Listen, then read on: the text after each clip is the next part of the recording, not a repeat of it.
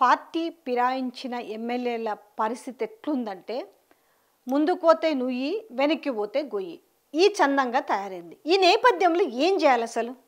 Okay, ఇక్కడనేమో supreme court చెప్పింది 3 నెలల్లో డెసిషన్ తీసుకోవాలని చెప్పి, ఈ నేపథ్యంలో ఈ 3 నెలల్లో డెసిషన్ తీసుకోవాలనేసి స్పీకర్కి ఆదేశాలు జారీ చేసిన నేపథ్యంలో ఇంతకుముందే ఆల్రెడీ స్పీకర్కి నోటీసులు జారీ చేయడము, దాని తర్వాత ఎమ్మెల్యేలకు నోటీసులు జారీ చేయడం, ఇదంతా జరిగిన నేపథ్యంలో ఇప్పుడు మీరు ఖచ్చితంగా నిర్ణయం తీసుకోవాల్సిందే అనేసి చాలా ఖచ్చితంగా కోర్టు మొట్టికాయలు వేసిన నేపథ్యం కనిపించింది.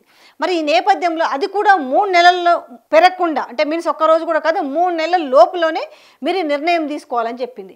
ఇప్పుడు కళ్ళ ముందు ఏం కనపడుతుంది? ఇక నెక్స్ట్ బై ఎలక్షన్స్ మాత్రమే కనిపిస్తున్నాయి, ఇంకేం కనపడతలేదు. ఇక రేవంత్ రెడ్డి ఇప్పుడు చేతులు ఎత్తేసిన వైనం కనపడుతుంది అనేసి 10 మంది ఎమ్మెల్యేలు మాట్లాడుకుంటున్నారట. ఇప్పుడు ఏంది మన పరిస్థితి? మనని ఆదుకునే వాళ్ళు ఎవరు?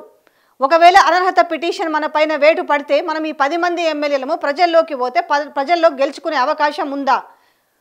ఓట్లు పడే అవకాశం ఉందా? ఇటు చూస్తే కాంగ్రెస్ కార్యకర్తల సపోర్ట్ లేదు, ఒకవైపు బీఆర్ఎస్ కార్యకర్తల సపోర్ట్ లేదు. అసలు మనకు సపోర్ట్ చేసేది ఎవరు? అట్లీస్ట్ రేవంత్ రెడ్డిని నమ్ముకొని వచ్చినాం, కానీ రేవంత్ రెడ్డి మన 10 మందిలో 10 మందికి రేపు అనర్హత పిటిషన్ పడితే ఈ 10 మందికి సీట్లు అసలు ఇస్తాడా? మరి ఇలాంటి నేపథ్యంలో రెంటికి చెడ్డ రేవల్లాగా అయిపోయినాం కదా. మనకు టికెట్ ఇచ్చేదెవరు? మనకు సపోర్ట్ చేసేదెవడు? మనని గెలిపించుకునేది ఎవడు? మనకు డబ్బులు పెట్టేది ఎవరు అనేది ఈ డిస్కషన్ ఆల్రెడీ మొదలుపెట్టారట వాళ్ళు, ఈ 10 మంది ఎమ్మెల్యేలు కలిపి.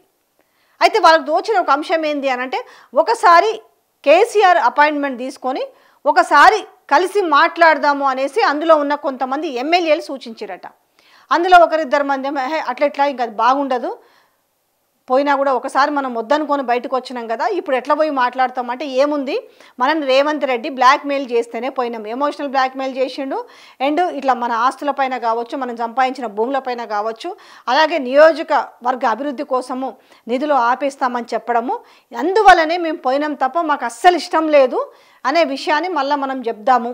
ఓసారి అయితే అపాయింట్మెంట్ తీసుకొని మాట్లాడదామంటే మన ముందున్న తక్షణ కర్తవ్యం అదొక్కటే ఉంది, ఎట్లాగూ అనర్హత వేటు పడుడు ఖాయం. మరి దీన్ని ఏం చేయాలి? ఎట్లా సస్టైన్గా కావాలి? ఇంకా 3 సంవత్సరాల పీరియడ్ ఉన్న నేపథ్యంలో ఇప్పటి నుంచి మళ్ళీ ఓడిపోయి మనం ఎమ్మెల్యేగా మిగిలిపోదామా? మళ్ళీ జనాల్లో మనం ఎట్లా ముఖమెత్తుకొని తిరుగుతాం? ఓడిపోయినా ముఖమెత్తుకోవాలని తిరగడం కష్టము. దెన్ అసలు రేపు మనకు సీట్ ఇచ్చేది ఎవరో అర్థమవుతలేదు, ఇచ్చినా కూడా అసలు ప్రజల్లోకి వెళ్ళి అసలు మాకు ఓటేయండి అనేసి ఎట్లా అడుగుతాం? ఈ డిస్కషన్లు స్టార్ట్ చేసిరట. ఈ నేపథ్యంలో కనిపిస్తున్న ఫస్ట్ సొల్యూషన్, ప్లీజ్ కేసీఆర్ మాకు అపాయింట్మెంట్ ఇయ్యుండ్రి. ఇది సాధ్యమయ్యే పనేనా? అసలు ఇప్పుడు ఒకవేళ వీళ్ళు అడిగినా, ఒకవేళ అనుకుందాం అపాయింట్మెంట్ ఇవ్వరు, ఇచ్చినా కూడా ఏం చర్చిస్తారు? ఆ చర్చ వల్ల ఉపయోగం ఏమన్నా ఉందా? అటు కేసీఆర్కు ఉపయోగం లేదు, ఉంటే ఎవరికి ఉపయోగం ఉంటుంది? ఈ 10 మంది ఎమ్మెల్యేలకు ఉంటుంది. ఒకవేళ దయతల్చి ఈ 10 మందిని కనుక మళ్ళీ బీఆర్ఎస్లోకి తీసుకుంటే ఇందులో ఈ అమ్మయ్య సేఫ్ అనే 10 మంది ఎమ్మెల్యేలకు ఉంటుంది, కానీ బీఆర్ఎస్కు వనరు మాత్రం ఒక్కటి కూడా లేదు. అనవసరంగా ప్రజల్లో అప్రతిష్ట పాలు తప్ప. సో ఇదే ఇప్పుడు డిస్కషన్ అంతా వాళ్ళ కళ్ళ ముందు కనపడుతుంది. ఆప్షన్ ఓన్లీ బీఆర్ఎస్ అధినేత కేసీఆర్ మాత్రమే. రేవంత్ రెడ్డి ఎట్లాగూ ముందుకొచ్చి కనీసం ఏముంది, మనం కాంగ్రెస్ పార్టీ ప్రభుత్వం అద్భుతమైన పనులు చేసింది, అన్ని వర్గాల ప్రజలు మనకు జేజేలు కొడుతున్నారు, మన హస్తం గుర్తుకు ఇంకా తిరుగులేదు, ఇలాంటి నేపథ్యంలో అసలు వాళ్ళు అనర్హత వేటుడే ఏసుడేంది సుప్రీంకోర్టులో? 3 నెలలు ఎందుకు? ఇప్పుడే అసలు మీ 10 మందితోటి నేను రాజీనామా చేపించి నేను మిమ్మల్ని ఎలక్షన్లోకి తీసుకుపోతా అనన్న అంటాడు అనంటే ఆయనకు అస్సలు దాని మీద అట్లాంటి ఉద్దేశమే లేదు. అసలు ఈ 10 మందిని రాజీనామా చేపిస్తే ఈ 10 మందిలో 2 గెలుస్తారా అనేది ఆయన వాళ్ళ సన్నిహితులతో చెప్పుకున్న వ్యవహారం అట. ఎవరు? రేవంత్ రెడ్డి. ఏ రకంగా గెలుస్తారు, ఏం చూసి వీళ్ళకు ఓట్లు వేస్తారు అనేది మళ్ళీ వాళ్ళే మాట్లాడుకున్నారట. ఈ వ్యవహారం మొత్తంలో ఇక మిగతా వాళ్ళైతే కాంగ్రెస్ పార్టీలో బాగా జరిగింది అని నవ్వుకునే వాళ్ళే ఉన్నారట. Only Revanth Reddy and co team తప్ప మిగతా వాళ్ళు జరగాల్సిందే. అసలు వాళ్ళైతే ఏమంటున్నారు తెలుసా, ఈ 10 మంది పైన అనర్హత వేటు పడాలే. ఇప్పుడు ఇంకొకటి, ఈ 10 మంది పైన అనర్హత వేటు పడితే ఈ 10 మందికి వాళ్ళ నియోజకవర్గాల్లో మళ్ళీ సీట్లు కేటాయించే అవకాశం ఉందా? మరి ఇప్పుడు కంటెస్టెడ్ ఎమ్మెల్యేలు ఊకుంటారా? ఇప్పుడు సపోజ్ మనము ఆల్రెడీ లొల్లు స్టార్ట్ అవుతుంటుంది. పటాన్ చెరువులో కాంగ్రెస్ కార్యకర్తలకు సంబంధించి ఈయన అనుచరులకు మధ్యలో గూడెం మహిపాల్ రెడ్డి అనుచరులకు మధ్యలో ఎప్పుడు లొల్లు జరుగుతాయి. ఆయన అసలు కాన్స్టిట్యున్సీకి రాకుండానే తరుముతున్న పరిస్థితి ఉంది. మరి ఇలాంటి నేపథ్యంలో అక్కడున్న కాటా శ్రీనివాస్ గౌడ్ కాదని మళ్ళీ ఇక్కడ ఈయనకు సీట్ ఇస్తే గెలుస్తారా? ఎవరు వేయాలి? అసలు సపోర్ట్ ఎవరు చేస్తారు? బీఆర్ఎస్ కార్యకర్తలు దూరం అయిపోయినారు, కాంగ్రెస్ కార్యకర్తలేమో సిట్టింగ్ ఎమ్మెల్యేల చేతిలో ఉన్నారు. మరి ఈ నేపథ్యంలో ఎందుకంటే వాళ్ళకి కష్టమో నష్టమో సుఖమో ఏదొచ్చినా కూడా ఆదుకునే వాళ్ళు ఎవరు ఉంటారు? అక్కడ కాటా శ్రీనివాస్ గౌడ్ ఉంటాడు.